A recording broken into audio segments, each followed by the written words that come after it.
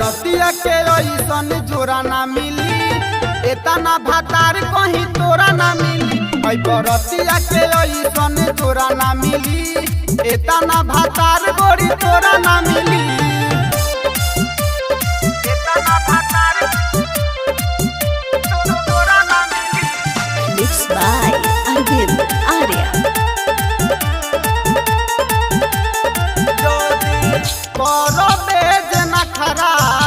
बवाल होई फाट जाई चोली लहंगा लाल होई बुझले।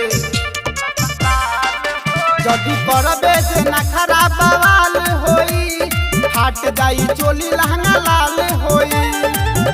कहानी से माजा सुना मोरा ना मिले,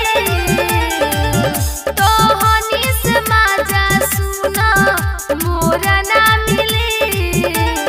रतिया के ऐसन जोरा ना मिली, एतना भातार कहीं तोरा ना मिली। रतिया के ऐसन जोरा ना मिली, एतना भातार गोरी तोरा ना मिली।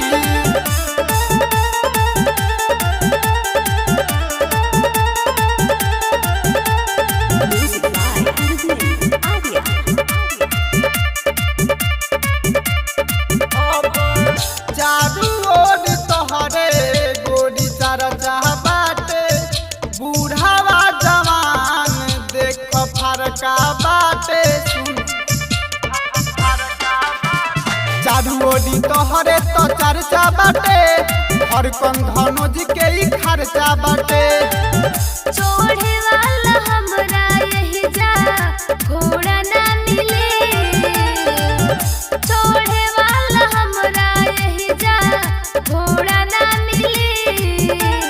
रतिया के ऐसन जोरा ना मिली, एतना भातार कहीं तोरा ना मिली।